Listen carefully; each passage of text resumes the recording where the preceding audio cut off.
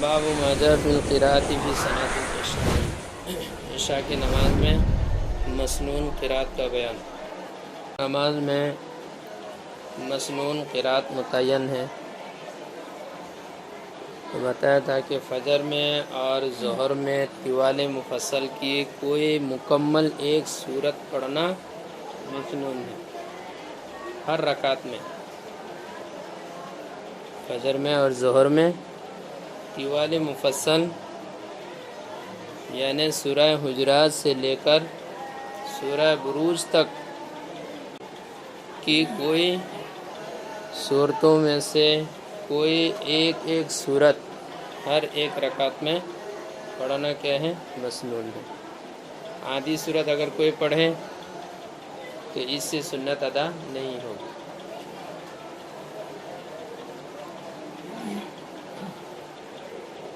البتہ ظہر میں یہ بھی بتایا تھا کہ ظہر میں اگر کوئی طوال مفصل کے بجائے اوسط مفصل پڑھے تب بھی یہ سنت کے خلاف نہیں کہیں گے۔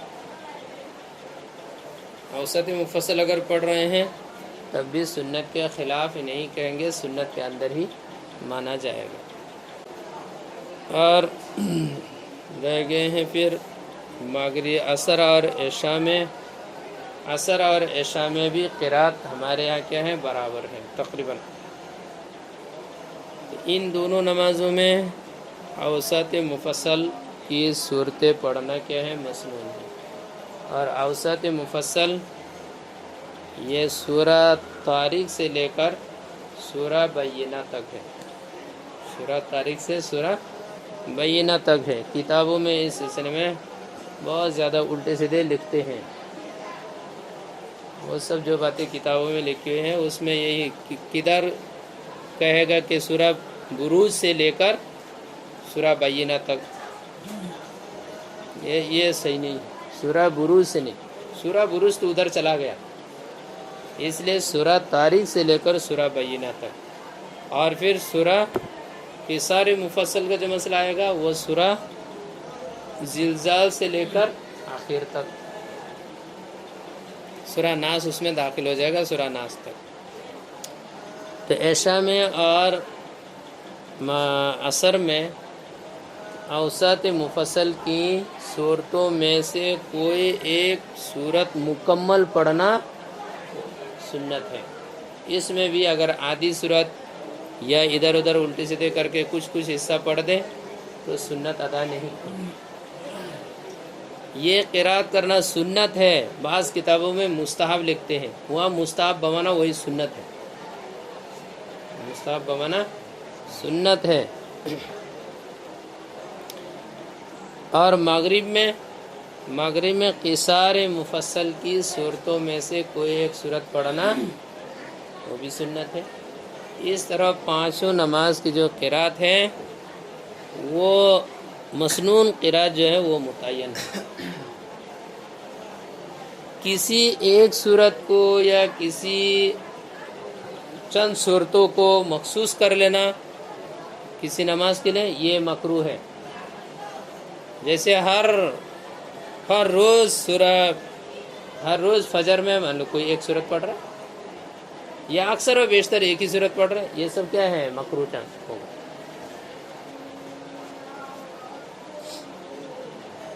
اس لیے اوسط طوال مفصل کی صورتوں میں سے 2 رکعت میں 2 صورت مکمل پڑھنا ہے۔ اوسط مفصل کی صورتوں میں سے 2 صورت 2 رکعت میں پڑھنی ہے، اور قصار مفصل کی صورتوں میں سے 2 صورت 2 رکعت میں پڑھنا، یہی مسنون ہے۔ یہ مسنون قرات ہے باعتبار صورت کی، باعتبار صورت مسنون قرات یہ ہے ابھی جو بتائے ہیں۔ اگر یہ جو مقدار ہے ادھر مفصلات کے اندر سے اگر پڑھیں گے تو اس کی رعایت کرنی ضروری ہے۔ اگر مفصلات سے باہر پڑھنا چاہ رہے یا جس نماز کے لیے جو مفصل مقرر ہے اس سے آگے دوسری مفصلات سے پڑھنا چاہیے، جیسے مغرب میں قصار مفصل کے بجائے اوسط مفصل کی صورتیں پڑھنا چاہے تو، یا عشاء میں اور فجر میں اوسط مفصل، عشاء میں اور عصر میں اوسط مفصل کے بجائے طوال مفصل سے پڑھنا چاہے تو ایسی صورت میں کیا کرنے ہیں؟ ایسی صورت میں رکعتوں کے آیاتوں کے اعتبار سے مسنون قرات ہوں گے۔ تو طوال مفصلات جن نمازوں کے لیے جو مفصلات مقرر ہے ان کے علاوہ سے اگر قرات کرنا چاہیں گے تو ایسی صورت میں ہر نماز میں جتنی مقدار صورت کے اعتبار سے پڑھنا مسنون ہے اتنی مقدار کم سے کم اتنی مقدار باہر سے پڑھنا بھی مسنون ہے۔ اب اسی کو جب بتاتے ہیں کہ آیات کے اعتبار سے ہوگا نا، تو آیات کے اعتبار سے پڑھنا ہے تو کہتے ہیں فجر میں اور ظہر میں 30 آیات 40 آیات سے لے کر 40-50 آیات پڑھے، یا 40 سے لے کر 100 تک پڑھے دونوں رکعتوں میں سورہ فاتحہ کے علاوہ۔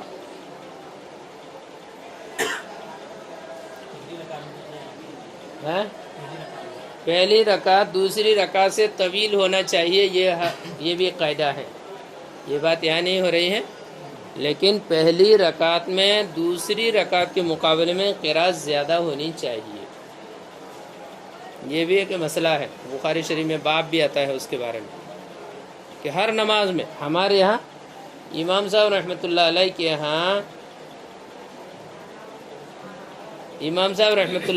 کے یہاں صرف فجر میں پہلی رکعت طویل ہونی چاہیے، باقی اور نمازوں میں دونوں رکعت برابر ہونی چاہیے، یہ امام صاحب کہتے ہیں، لیکن ہمارے یہاں فتویٰ اس بات پر نہیں ہے۔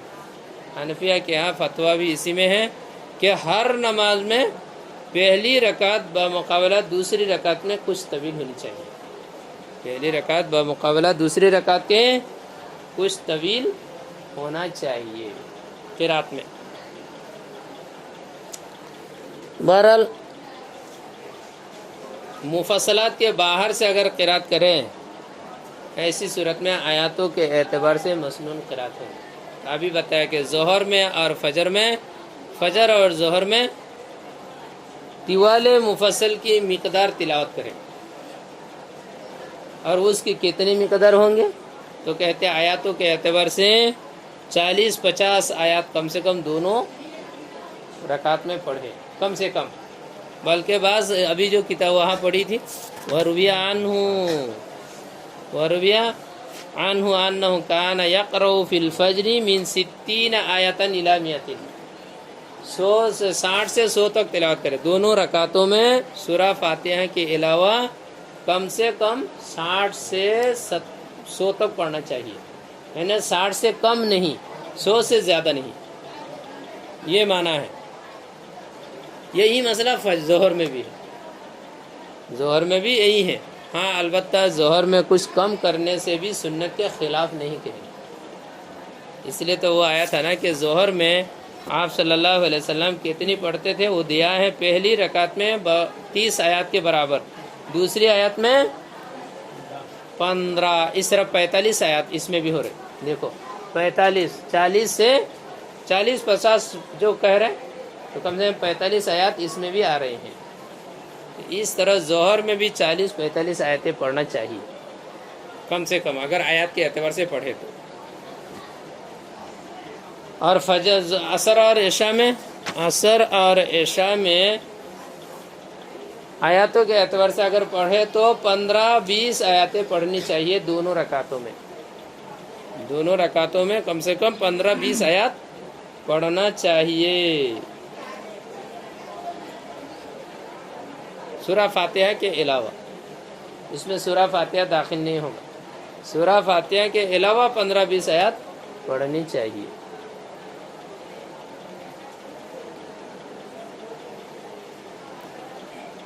اور مغرب میں بھی اگر الٹی سیدھی قرات کرنے کی کسی کو شوق ہے، طوال مفصل اوسط قصار مفصل کے علاوہ دور سے کہیں جگہ سے اگر پڑھنے کے شوق ہے تو یہ اس کا ترجمہ کیا ہے اگلا، الٹی سیدھی قرات کرنے کے شوق.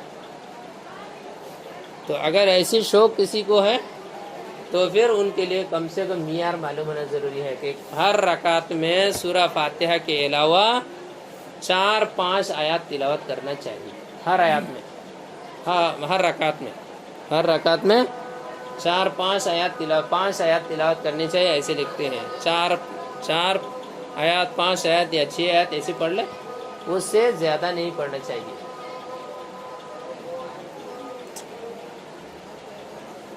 یا پھر اگر طوال مفصل، جیسے مان لو اوسط مفصل کی صورتیں پڑھنا چاہ رہے ہیں، ایک چھوٹی سی صورت پڑھ دیں.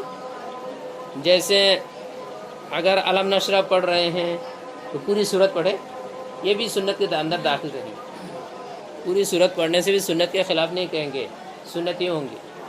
والضحیٰ پڑھ رہے ہیں، پوری صورت پڑھنے سے بھی سنت کے خلاف نہیں، سنت ہی ہے. والتین ہے، انا انزلنا ہے، یہ جو چھوٹی چھوٹی صورتیں ہیں، یہ سب صورت اگر پڑھ رہے ہیں مغرب میں تو یہ سنت ہے. تو یہ سب کر سکتے ہیں. لیکن دیکھو اس سلسلے میں آپ صلی اللہ علیہ وسلم سے اور صحابہ سے اور پوری امت کا تعامل جو اب تک ثابت ہویا، اب تک جو ہم تک پہنچے ہیں وہ یہی ہے، مفصلات کے اندر سے پڑھنے کا اہتمام. اکثر بیشتر کیا کرنا چاہیے، اکثر اور عام حالت میں مفصلات ہی سے پڑھنا چاہیے. اچانک کبھی کبھار باہر سے پڑھ دے تاکہ وہ بھی قرآن ہے کر کے لوگوں کو معلوم ہو جائے. وہ سب بھی پڑھ سکتے ہیں، یہ لوگوں کو صرف معلوم کرانے کے لیے، یا وہ سب بھی پڑھ سکتے ہیں، یہ کیا ہے ان کو پڑھنے میں بھی کوئی حرج نہیں ہے، یہ لوگوں کو معلوم ہونے کے لیے یا خود کو بھی معلوم ہونے کے لیے. بہرحال ان سب کے اہتمام بہت ضروری ہے. ابھی جو الٹے سیدھے یہ جو کرتے ہیں، آدھی صورتیں جو پڑھتے ہیں، یہ ایسے گدھا پنی نہیں کرنا چاہیے. میں تو یہی کہتا ہوں، اکثر جو یہ سب کرتے ہیں، اکثر آدھی صورت پڑھنا یا کسی جگہ سے کچھ پڑھ دینا، اکثر و بیشتر ایسا کرنے والے امام حضرات پر اللہ نہ کرے بہت ڈر ہے کہ ان پر اللہ کے نبی کی لعنت نہ ہو. ستتن، 6 آدمیوں پر اللہ کی لعنت ہے. اللہ کے نبی نے فرمایا کہ 6 آدمی پر لعنت ہے، ان میں سے ایک یہ سنت کو چھوڑنے والا. اب یہ برابر جو ایسا کر رہے ہیں وہ کیا ہے، برابر کرنے والے گناہگار ہوگا، اس کا اندیشہ ہے. گناہگار ہونے کا اندیشہ ہے برابر کرنے والے کے لیے. اس لیے ائمہ حضرات کو اس سلسلے میں بہت احتیاط کرنا چاہیے. یہ تو ہو گیا عام نمازوں کے بارے میں. اب جمعہ کا مسئلہ ہے. جمعہ کی نماز میں حدیث میں جو آتے ہیں وہ 2 طرح کی قرات عام طور سے حدیث میں ثابت. ایک تو سورہ جمعہ اور سورہ منافقون پڑھنا، آگے بحث میں آئیں گے. سورہ جمعہ اور سورہ منافقون یہ دونوں سورت پڑھنا، یہ بھی ثابت. اور زیادہ جو ثابت ہے وہ سبح اسم ربک الاعلی، سورہ اعلیٰ، اور هل اتاک حدیث الغاشیہ، سورہ غاشیہ، یہ دونوں پڑھنا زیادہ ثابت. یہی پڑھنا کیا ہے، مستحب ہے. یہی پڑھنا جمعہ میں یا تو سورہ جمعہ اور سورہ منافقون پڑھے، یا پھر یہ دونوں صورت پڑھے، سبح اسم اور سورہ غاشیہ، یہ دونوں پڑھے. عام حالت میں یا اکثر یہی پڑھنا چاہیے.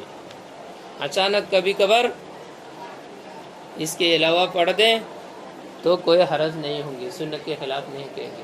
لیکن برابر ان کو چھوڑ کر ادھر ادھر الٹے سیدھے پڑھنے، وہی اس کی امام کے اوپر کیا ہے، وہی ڈر ہے کہ وہ گناہگار ہوگا. اسی طرح سے جمعہ کی فجر کا مسئلہ، دیکھو فجر میں یہ قرات عام حالت میں ہے، لیکن جمعہ کی فجر میں اس میں بھی مسنون قرات ہے. جمعہ کی فجر میں سورہ سجدہ، پہلی رکعت میں سورہ سجدہ، اور دوسری رکعت میں سورہ دہر پڑھنا کیا ہے، مسنون ہے. جمعہ کے لیے وہ متعین ہے، خاص ہے وہ. اس میں پڑھنا چاہیے. اس میں بھی یہی ہے کہ اکثر جمعوں میں وہی پڑھنا چاہیے. اچانک کبھی کبھار پڑھ لیا تو الگ مسئلہ ہے، ورنہ اکثر وہی پڑھنا چاہیے. وہ بھی نہیں ہوتا ہے، اس کا بھی اہتمام بالکل نہیں ہوتا. وہ تو بھول ہی گئے ہم لوگ، وہ بالکل بھول گئے. لیکن یہ مسئلہ ہم نے پہلے بھی بتایا تھا کہ دارالعلوم دیوبند میں الحمدللہ اس کا پورا اہتمام ہے. وہ لوگ پورے اہتمام سے وہ کرتے ہیں، کبھی نہیں چھوڑتے. اچانک شاذ نادر اللہ ماشاء اللہ کبھی کبھار چھوڑ دے، ورنہ عام طور سے ان سب کا اہتمام ہے جمعہ میں اور فجر جمعہ میں خاص طور سے. باقی اور نمازوں میں بھی جن نمازوں میں جو قرات مسنون ہے ان سب کا بہت اہتمام کرتے ہیں اور کرنا بھی چاہیے.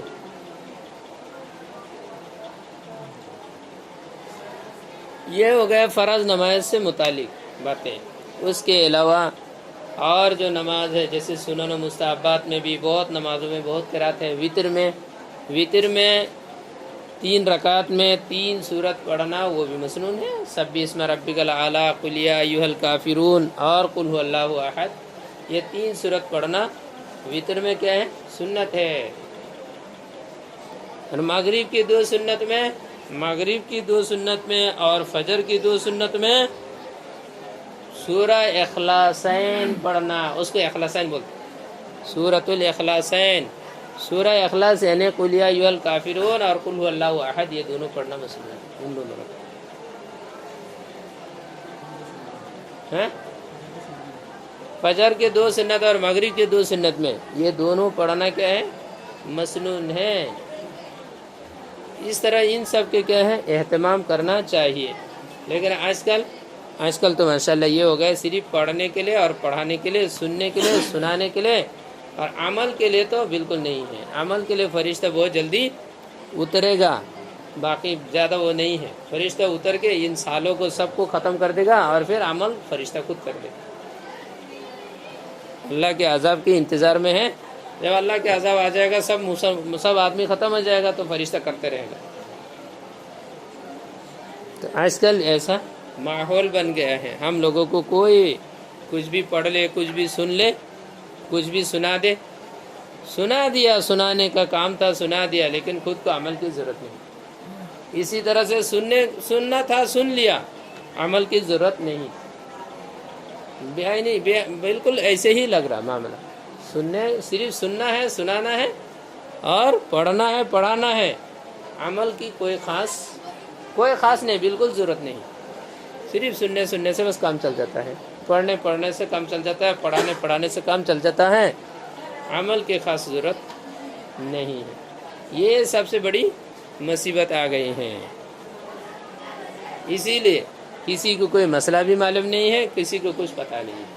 ایک مسئلہ پوچھے گا قرات کیا کرنا ہے، کسی کو پتہ نہیں کیا قرات کرنا ہے، کس نماز میں کیا قرات کرنا ہے کسی کو پتہ نہیں. کیوں پتہ نہیں؟ کبھی عمل ہی نہیں کر رہا. عمل کرنے سے تو پتہ ہو جائے گا.